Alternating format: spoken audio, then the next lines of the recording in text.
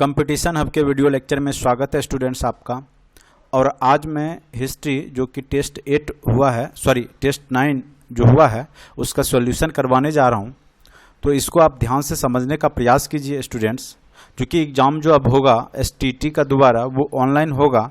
और ऑनलाइन किस प्रकार से एग्ज़ाम लिया जाता है तो हमारे साइट पे जाकर के आप डेमो फ्री में दे सकते हैं। अगर आपको अच्छा लगता है तो उसको आप परचेज भी कर सकते हैं। अभी फ़िलहाल मैं आपको 50 क्वेश्चंस हिस्ट्री का जो सेट 9 है जो टेस्ट हुए हैं वो करवाने जा रहा हूँ।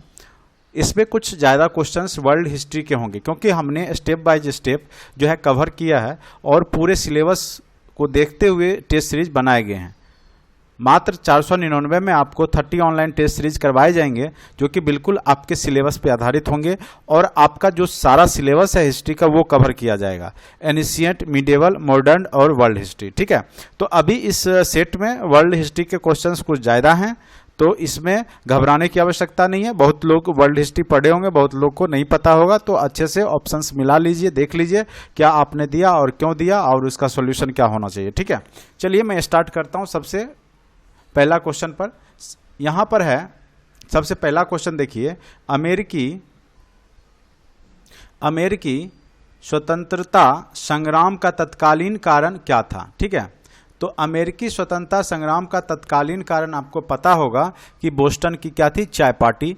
चाय पार्टी वास्तव में पार्टी वहां कुछ था नहीं। एक्चुअली क्या हुआ था कि ब्रिटेन जो है नियम बना दिया था उससे पहले कि जितना भी व्यापार होगा वो इंग्लैंड के रास्ते ही, अगर चाय भी जाएगा अगर एशियन कंट्री से, तो वो अमेरिका तभी जाएगा ब्रिटेन के रास्ते से जाएगा। लेकिन बाद में क्या हुआ कि डायरेक्ट थोड़ा सा कर कम लगे, तो ब्रिटेन को लगता है कि अमेरिकी वासियों को कर ज़्यादा देना पड़ रहा है, जिस कारण से थोड़ा कर कम लगे, उसका जो व्यापारिक कॉस्ट कम आवे, इसलिए डायरेक्ट जो है उसने एशियन कंट्री से डायरेक्ट जो है पोर्ट करवाया था अमेरिकी पोर्ट पे। लेकिन जो वहाँ के स्वतंत्रता संग्राम के जो कार्यकर्ता थे उनको लगा कि इसी बहाने जो है जो ब्रिटेन है फिर से टैक्स बढ़ा देगा। ठीक है, जिसका विरोध किया उन्होंने, स्वतंत्रता सेनानियों ने, और जो है वहाँ पर जो भी खेप गया था टी का, चाय का, उसको जो है समुद्र में फेंक दिया गया था। तो जिस कारण से इसको हम बोस्टन की टी पार्टी कहते हैं और यही तत्कालिक कारण वहाँ का अमेरिकी क्रांति का रहा था। ठीक है, तो बोस्टन की चाय पार्टी याद रखना है। ऑप्शन नंबर 2 जिन्होंने दिया है उनका सही होगा जवाब। स्वाधीनता के पुत्र पुत्रियां नामक संस्था स्थापित की गई थी। देखिए ये भी अमेरिकी क्रांति से ही संबंधित है। ठीक है, स्वतंत्रता की पुत्र पुत्रियां जो है, स्वाधीनता के पुत्र पुत्रियां नामक संस्थान स्थापित अमेरिकी स्वतंत्रता संग्राम के दौरान ही हुआ था। ठीक है, ऑप्शन नंबर 3 इसका सही जवाब है। अमेरिकी उपनिवेश का सेनापति कौन था, तो याद रखना है वाशिंगटन। और जॉर्ज वाशिंगटन के नाम से ही वहाँ का जो एक प्रमुख शहर वाशिंगटन DC है, डिस्ट्रिक्ट ऑफ कोलंबिया वाशिंगटन।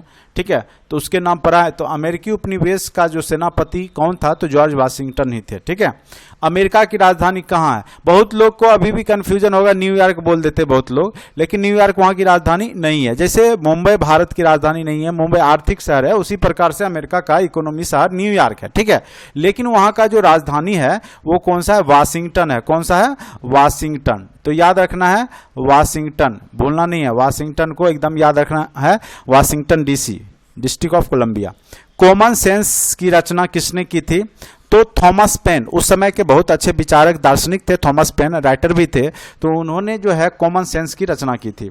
अमेरिकी स्वतंत्रता संग्राम में किसी वर्ग ने महत्वपूर्ण भूमिका निभाई थी, किस वर्ग ने, तो मध्यम वर्ग जो था उस समय बहुत ज़्यादा जो भूमिका निभाता है, क्योंकि व्यापारी वर्ग और मध्यम वर्ग, ठीक है, तो सब आपस में रिलेटेड हैं।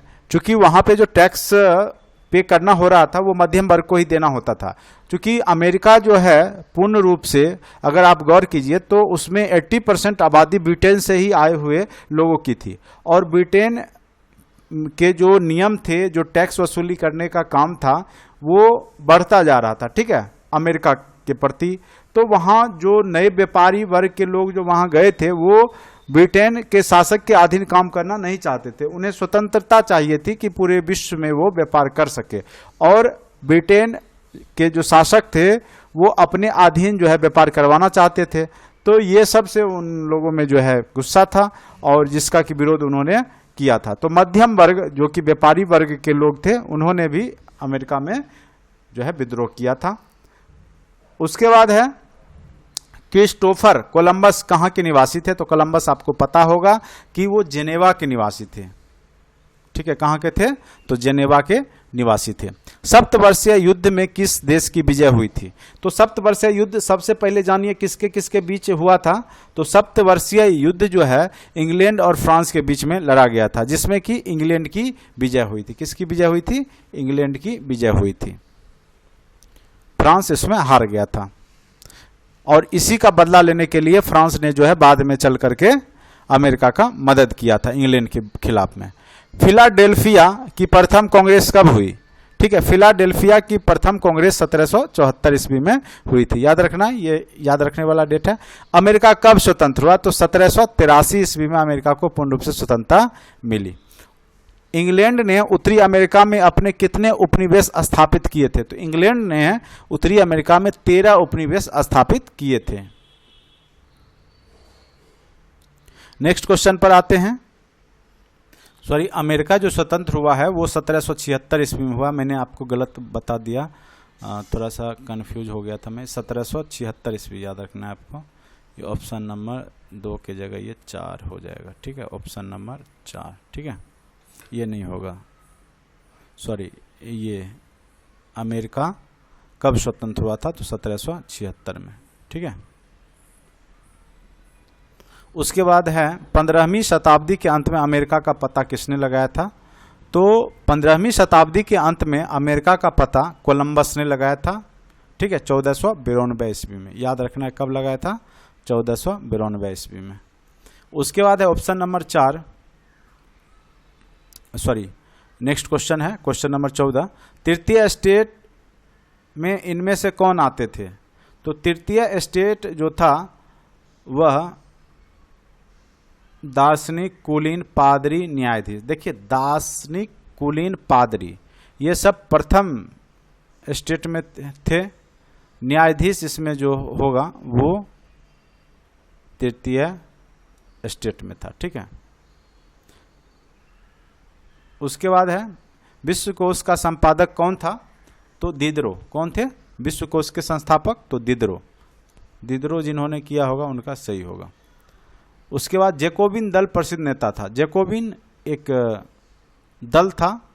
ठीक है, और इसके जो प्रमुख नेता हुए हैं वो मैक्समिलियन रॉबस्पियर। ठीक है, याद रखना है जैकोबिन। नेक्स्ट क्वेश्चन, स्वतंत्रता, समानता और बंधुत्व का नारा किस क्रांति की देन है? तो फ्रांस की क्रांति। किसका है? स्वतंत्रता, समानता और बंधुत्व। बहुत ही इंपॉर्टेंट क्वेश्चन है, क्वेश्चन कई बार पूछे गए हैं। फ्रांस की क्रांति का ये देन है। मानव और नागरिकों के अधिकारों की घोषणा जारी की गई। कब किया गया? तो 27 अगस्त 1789 ईस्वी को मानवों के और नागरिकों के अधिकार की घोषणा की गई थी। ये सब अमेरिकी क्रांति से रिलेटेड क्वेश्चन है।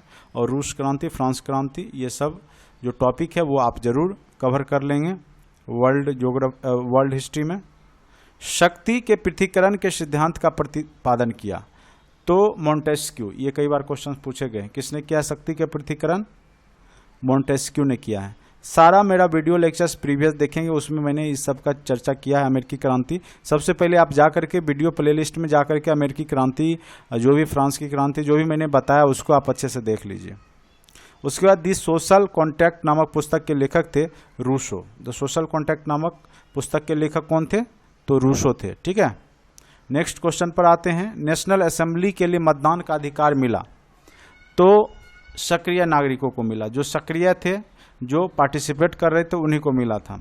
मेजनी का संबंध किस गठन से था? तो मेजनी कार्बोनरी संगठन से था, जो कि कोयले के खदान में रहने वाले मजदूरों का एक संगठन था, कार्बोनरी। ठीक है, मेजनी। इटली एवं जर्मनी के एकीकरण के विरुद्ध निम्न में से कौन था? कौन नहीं चाहता था कि इटली और जर्मनी का एकीकरण हो? तो ऑस्ट्रिया। ऑस्ट्रिया नहीं चाहता था कि जर्मनी और इटली का एकीकरण हो। काउंट काबूर को विक्टर एमेनुअल ने किस पद पर नियुक्त किया था?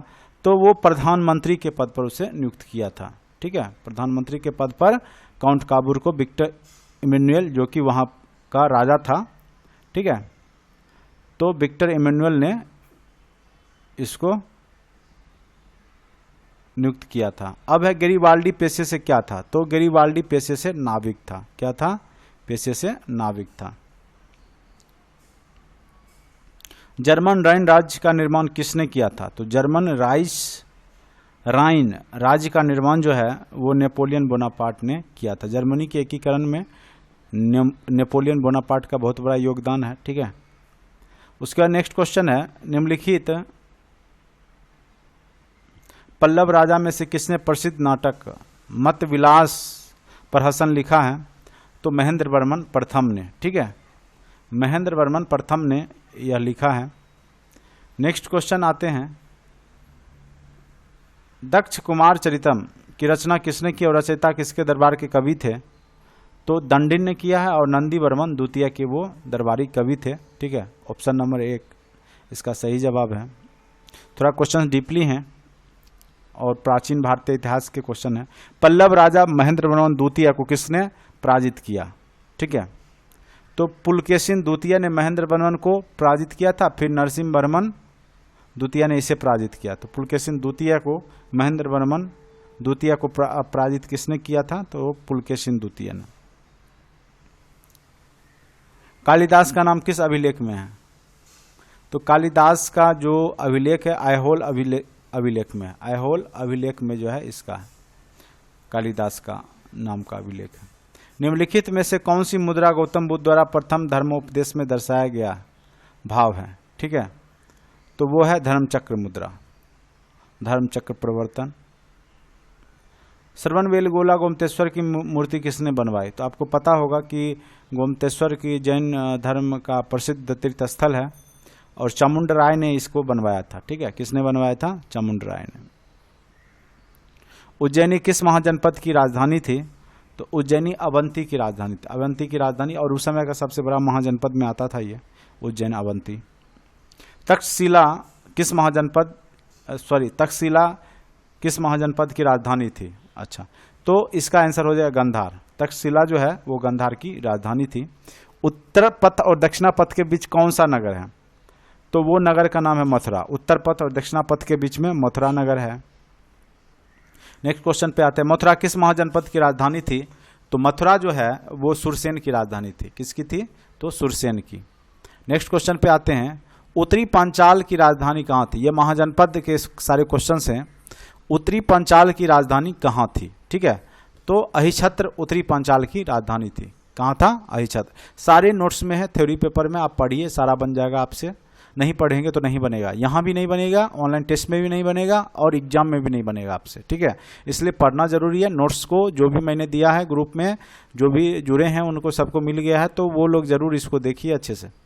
इंद्रप्रस्थ किस महाजनपद की राजधानी थी, तो कुरुक्षेत्र इंद्रप्रस्थ याद रखना है। मत्स्य महाजनपद की राजधानी विराटनगर किस क्षेत्र में है, तो अभी फिलहाल जो है वो जयपुर का क्षेत्र पड़ता है, राजस्थान, विराटनगर। ठीक है, बिंबिसार ने अवंती नरेश प्रद्युत के यहाँ कौन सा वेद भेजा था, तो जीवक। किसको भेजा था, और गौतम बुद्ध के उपचार के लिए भी जीवक को ही भेजा गया था। नेक्स्ट क्वेश्चन पे आते हैं, क्वेश्चन नंबर 41, बिंबिसार का दूसरा नाम क्या था, तो बिंबिसार को श्रेणिक भी कहा जाता है। क्या कहा जाता था, श्रेणिक। एकराट, सम्राट, देव, ये सब नहीं कहा गया है। किसे क्या कहा गया बिंबिसार को, श्रेणिक। शिशुनाग वंश का अंतिम राजा, तो शिशुनाग वंश का अंतिम राजा नंदीवर्धन था। कौन था, नंदीवर्धन। कुतुब मीनार का नाम किसके नाम पर रखा गया है, तो कुतुबुद्दीन ऐबक का नाम सुना होगा आपने, बख्तियार काकी। कुतुब मीनार बख्तियार काकी, कुतुबुद्दीन ऐबक तो बनवाया था, नहीं, बख्तियार काकी के नाम पे रखा गया था। ऑप्शन नंबर 1 सही है। ठीक है, कुतुबुद्दीन जो है वो तो बनवाया था, ठीक है, लेकिन बख्तियार काकी की याद में, ठीक है, कुतुब मीनार बना है। नेक्स्ट क्वेश्चन है, पूरी तरह से अरबी सिक्के भारत में सर्वप्रथम किसने चलवाए, तो इल्तुतमिश ने चलवाया था। ठीक है, सबसे पहले कौन चलवाया था, इल्तुतमिश। नेक्स्ट क्वेश्चन पर आते हैं, कुलीन प्रथा को बंगाल में किसने शुरू किया था, कुलीन, तो बल्ला सेन ने, सेन वंश के शासक बल्ला सेन ने इसकी शुरुआत की थी। सेन वंश मेन रूप से बंगाल में शासन किया था। गुजरात के राजा भीमदेव द्वितीय ने किस आक्रमणकारी को हराया था, तो याद रखेंगे यह मोहम्मद गोरी को हराया था, जो कि मोहम्मद गोरी बाद में पृथ्वीराज चौहान को हराता है, लेकिन पहले वो हार चुका था। किससे? तो भीमदेव द्वितीय से। नेक्स्ट क्वेश्चन नंबर 47 पे आते हैं। अंग्रेजी संसद में भारत सरकार अधिनियम कब पारित किया गया? तो यह पारित किया गया था 1858 ईस्वी में, जब 1857 की क्रांति में जो है यहाँ के सैनिक जो विद्रोह हुआ था उसमें इनकी हार हो जाती है, और प्लासी का जब युद्ध होता है उसके बाद तो आते हैं यहाँ पर, ठीक है, अंग्रेज। लेकिन यहाँ पर जो है मेन रूप से भारत सरकार अधिनियम पारित हुआ है, क्राउन शासन जो हुआ है वो 1858 ईस्वी में हुआ है, ठीक है। भारतीय राष्ट्रीय कांग्रेस का 1896 का अधिवेशन निम्नलिखित में से किसके लिए विख्यात है? तो यह विख्यात है मेन रूप से पहली बार राष्ट्रीय गान गाया गया था, जनगण मन जो है वो 1896 में अधिवेशन जो हुआ था उसी में गाया गया था। महात्मा गांधी कांग्रेस की किस अधिवेशन में मात्र एक बार अध्यक्ष बने हैं? तो वो बेलगांव अधिवेशन है, द्वितीय कांग्रेस अधिवेशन उसी में बने थे, बेलगांव में, ठीक है। 1924 ईस्वी में हुआ था। कब हुआ था? 1924 ईस्वी में बेलगांव अधिवेशन। अब है नेक्स्ट क्वेश्चन है,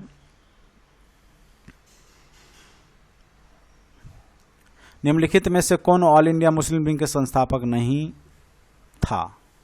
नवाब मोहसिन उल मुल्क मौलाना अबुल कलाम आज़ाद। तो मौलाना अबुल कलाम आज़ाद जो हैं वो आगा खां भी थे, सलीमुल्लाह खां भी थे, ये भी थे, ठीक है। Next question last. बंगाल में मुस्लिम पुनर्जागरण का पिता किसे कहा जाता है? तो नवाब अब्दुल लतीफ़ खान को कहा जाता है, ठीक है। नवाब अब्दुल लतीफ़ खान को बंगाल में मुस्लिम पुनर्जागरण का पिता कहा जाता है, ठीक है।